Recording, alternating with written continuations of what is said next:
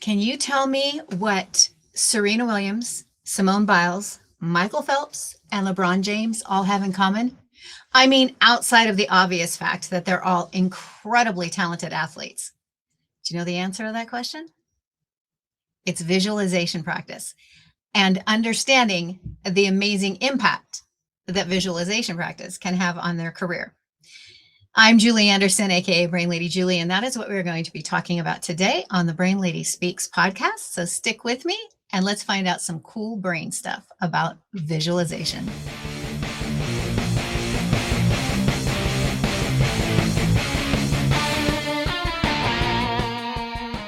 All right. What did you think of those names? Now, you may or may not be much of a sports follower or follower of major sports. These names, however, you probably recognize because they are that talented and they are that successful. I mean, Serena Williams, incredible athlete. I began following tennis many years ago. My brother-in-law was in his prime, was a tennis instructor, and he was absolutely amazing. But he got me into tennis. And that led me to, of course, follow some of the great tennis greats. And the most current ones, or some of the most current ones over the last couple of decades that have just been outstanding and amazing, is Serena and Venus Williams. Serena Williams just recently competed against 20-year-olds in a major tennis competition, and she's 42. This woman is incredible, right? LeBron James, come on. Who doesn't know that name and the amazing accolades that he has to his name and his success on the basketball court? Michael Phelps, one of the most, he may even be the most decorated. I'd have to check that fact, but one of the most medal winning Olympic athletes in swimming. And then, of course, Simone Biles. What a prodigy she is. Just incredibly talented athlete. And every single one of these, if you read about how they get into shape, it is more than just the physical aspect of working out. Now, clearly, that's a big part of it. But each one of them admits to employing visualization practice into their daily routine. Serena Williams, who obviously hailed as one of the greatest tennis players of all time, she firmly believes that the power of visualization and imagery practice has been a big part, or has contributed to her success. She uses these types of techniques to prepare herself for her matches. And the visualization work that they do isn't just superficial visualization of seeing themselves playing these big tennis games or these big competitions. It involves embracing every single aspect of the game. And this is an important thing to remember about visualization that I'm going to get into in just a couple minutes. From visualizing her serves to her volleys to how she responds to the movements of the competitor, the full environment of the match she works with. And LeBron James, he says that he mentally rehearses every single detail of the matches that he plays. He doesn't just imagine himself successfully making those 3-point throws, but he also engages all of the movements of the competing team and how he will respond to their movements. Visualizing, if they move this way, I'm going to move that way. Like really getting into that. Michael Phelps, I read an interview that he did, and he said he deeply entrenches himself in his visualization and imagery practice, where he feels the water to the extent that he actually feels the water moving against his skin, and every movement of his arms and his hands and his feet and his toes, like literally engaging all of the sensations that he feels as he's moving through the water. And Simone Biles, I gotta admire her for a multitude of reasons, but she says that visualization isn't just about the practice of that positive feeling, but it's part of her muscle building routine, is what she says, is this mental rehearsal. She obsessively, according to the interview that I read, runs through routines in her mind. Every single move, every moment of every muscle that's moving in every single beat of the music that she's moving to. She feels that it's actual natural extension of just walking as she is moving through the mental practice of her routines. But she's also, and if you've read about Simone Biles or you've seen her mentioned in the news over the last few years, she also went through some mental health challenges, and she contributes, or she uses as part of her therapy, positive visualization. So she works closely with her therapist in using the exercises of visualization practice to get past mental blocks and to deal with the anxiety that she has been faced with. And rather than just, she says, rather than just visualizing her whole routine or getting through her stresses, she breaks down everything into the smallest unit. The quote here is analyzing the timing and exact physical variables of her entire routine. So very, very, very detailed, these premier athletes in their visualization practice. Well, you might ask at this point, well, that's all good and fine, but what does that have to do with the brain? Well, it actually has a ton to do with the brain. There are a lot of different brain scans that have been done on individuals as they're doing visualization. Now, mind you, this is much deeper than just mindfulness. I teach mindfulness practice to reprogram the brain. When you then go even deeper in the visualization practice, that takes mindfulness meditation to an entirely new level. Brain scans show that doing this mental practice, this visualization work, engages the same mental areas, the same brain areas as actually doing the event itself, doing the activity itself. So the motor cortex and the premotor cortex all gets involved, because these obviously are involved in doing the physical activity for these athletes. It's, well, when you're visualizing it, deeply visualizing it, these same regions activate. The attention, the parietal lobe, the attention portion of your brain also activates the spatial processing. Because remember, when you're visualizing, really deeply visualizing an activity, you're looking, these athletes are looking at their entire space, right? How they're moving across the court or through the water or on the balance beam or whatever it may be, right? So the spatial portion of the brain gets engaged. The portion of the brain, the prefrontal cortex, where it's all about that executive function, right? It's all about the planning and kind of controlling from the top down type of a thing. This is involved because they're planning and they're problem solving how they're going to react to certain regions. The imagery and the visual process portions of the brain, obviously, that occipital lobe that has the visual processing in it, that gets engaged. And even the portions of the brain that have to do with the reward system gets involved, which is really, really cool too. So the areas of control, attention, perception, planning, memory, these are all involved in proper visualization. And it's been found that these mental things, when you are doing it right in such a deep visualization state, the brain can not really tell the difference between reality and that mental practice. So because those same portions of the brain in this mental rehearsal work are activated. So it activates all of those portions of the brain that are actually activated the same as when you are doing the practice itself, when you're actually involved in that. And it's not only beneficial to just premier athletes, right?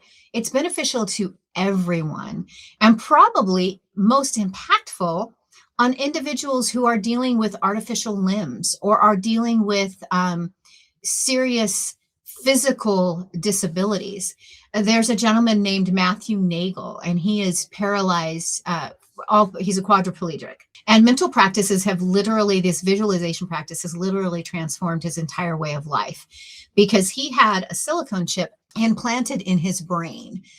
And astonishingly, after just a few days of doing deep, intensive visualization, mental practice, he could move the computer cursor screen on the screen and was able to open emails that came to him, play computer games, and even move a robotic arm with the power of his brain.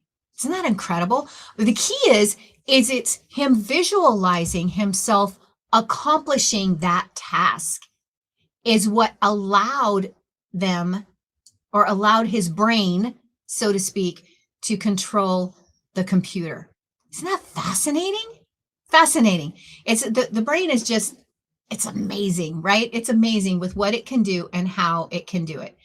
And the great thing is that you and I can do the same thing. You and I have the ability to utilize that same visualization practice to get more out of life, to accomplish more in life, right?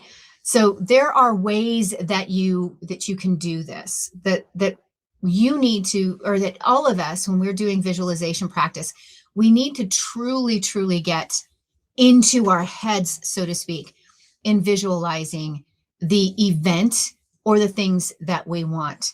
So I always say you start with the mindfulness. Now, if you've heard me teaching to crowds this practice, or you've caught one of the past podcasts where I've discussed it, mindfulness work is just, gets you completely centered and completely focused and completely in the now. And that's what you want to do before you start your visualization practice. Now, this is when we give ourselves the ability to actually rewire our brain and retrain our thinking. And it's incredibly powerful when you are dealing with things like overwhelming stress, even PTSD. You can utilize this. The first step is to do the mindfulness work, to start your mindfulness meditation by becoming completely present. So you need to do that first. You don't want to have excessive white noise in your head. You don't want your subconscious pinging you with stresses. And the best way to do that is to become completely present. And that means taking the time to feel the now, right? To silence all of the white noise. And I tell people to do that. We do have a mindfulness checklist that we can get you if you're interested in it. You can shoot us an email at info@brainladyspeaker.com and we can get that for you. I use it normally when I'm working with my clients, but as a listener to the Brain Lady Speaks podcast, then that is available to you as well. Just shoot us that email. And it walks you through the steps of becoming completely present. So literally feeling every portion of your body, wiggling your toes, wiggling your fingers, feeling the air that's moving throughout the atmosphere, hearing everything in the present, seeing everything in the present, like becoming completely present in the now. That's what you want before you start your visualization practice. So that's kind of like a pre-viz practice to gear you up and get your brain ready to be able to do proper visualization, because you want to be able to focus. And that mindfulness setup gives you the ability to really focus.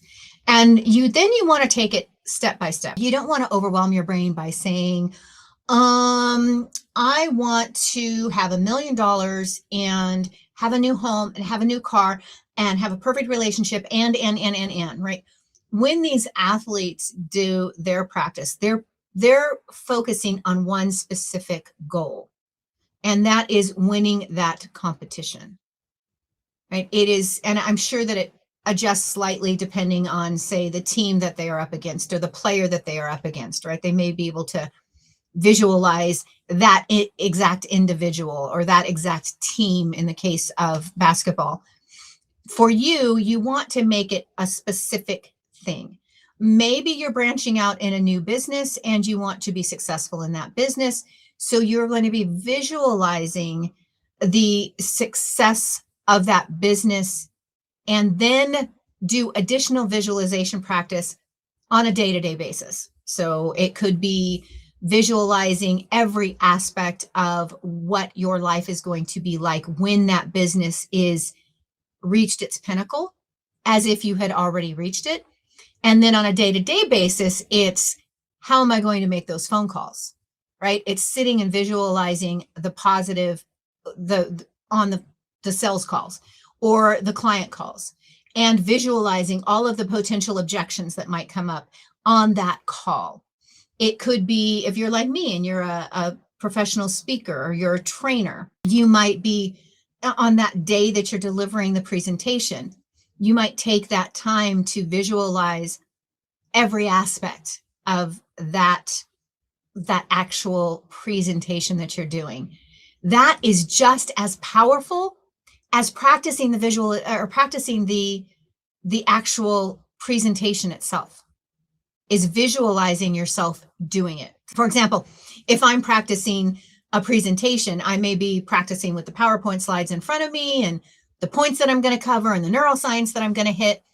But the visualization is going to be visualizing myself actually being on that stage in front of that audience, connecting with the audience individuals through eye contact, moving in specific time with specific slides throughout the presentation to make specific points. Does that make sense? So you're breaking down the details of what you are doing, as well as having the overall visualization of what that success is like. But make it specific goals, right? And then you have to engage all of the senses. So you want to engage your sight. Like, what is this going to, what is it going to look like when I achieve this goal? Or as I'm making this presentation or this phone call, what does it look like? What am I going to see with my eyes? What am I going to hear with my ears? The steps or the sounds of me walking across the stage to make a particular point. The sound of the laughter when I hit that one little joke that everybody kind of giggles at, right? The sound of the laughter when I have them do those, play concentration and repeat those words as they're moving, which always gets a laugh out of the audience, right? What's going to sound like? What's it going to look like? What am I going to look like? Right? What am I going to feel like? What's it going to physically feel like to be in front of that group of people?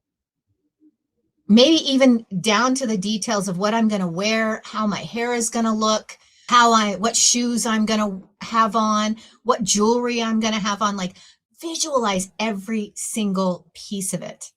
Visualize the ending and the applause, or the way it's going to feel, my confidence, how I'm going to feel when I land that client, or I land that joke, or you complete that exercise routine with full and complete precision and expertise, right? Really dive into it. It's not just a matter of seeing it. And oftentimes that's where we fall short in our visualization practice. And that's where I find that a lot of, there's individuals out there who say, well, it just doesn't work for me. I've done it. I've tried it. It just doesn't work for me. My statement to them would be, then you're not doing it right. You're not doing it right, or you're not doing it consistently enough. Those are the tidbits that I want you to understand. Visualization is powerful. It is powerful.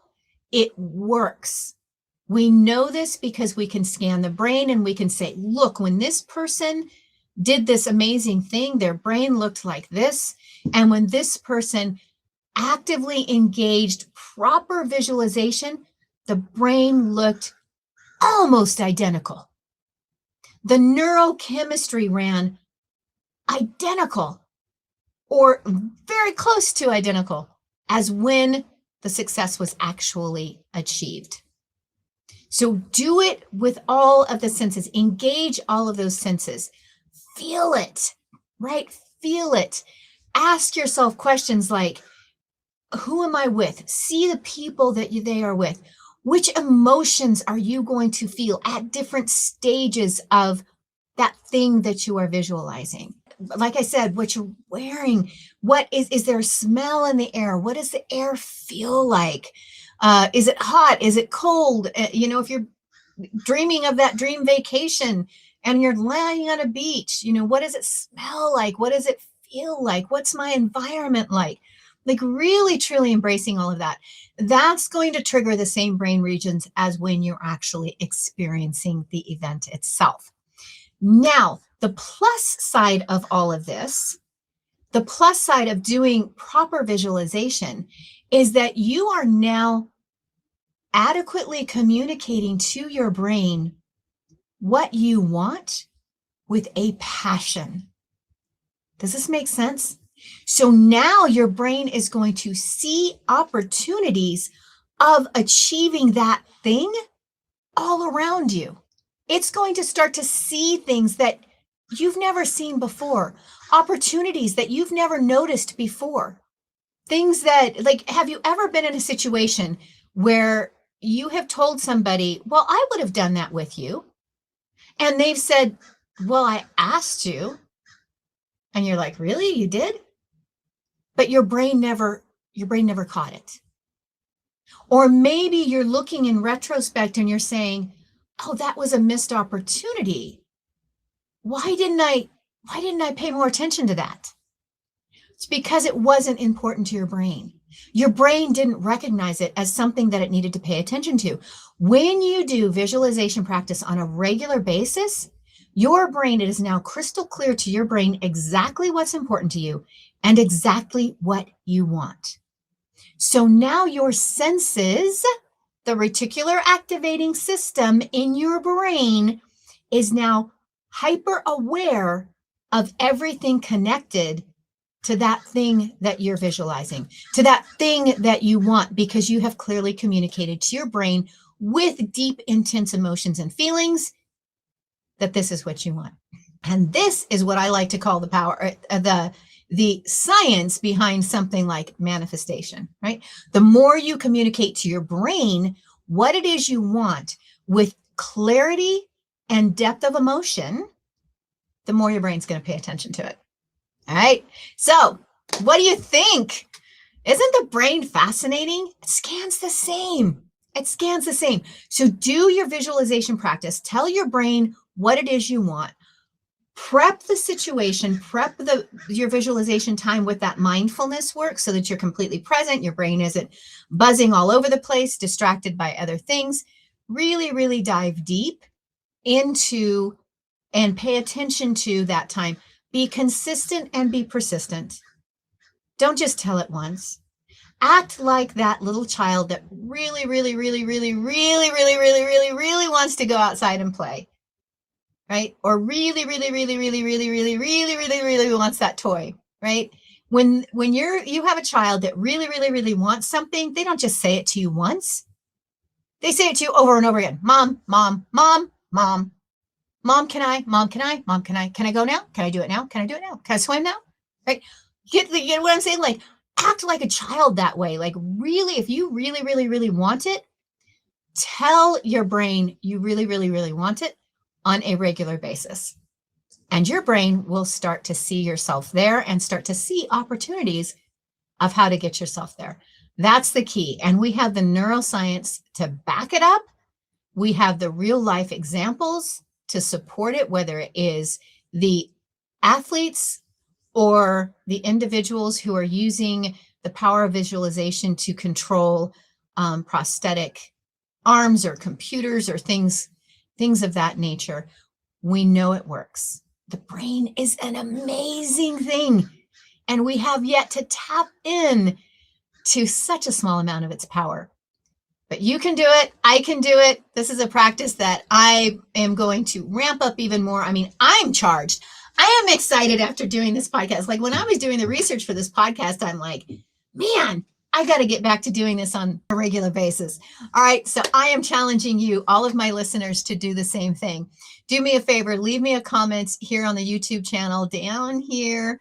Let me know what you think. Leave me a thumbs up or 5-star on our review for the podcast itself. And if you like the podcast, you want to share it out, go ahead and share it out on social media platforms. Give us a little bit of social media love. We'd greatly appreciate it.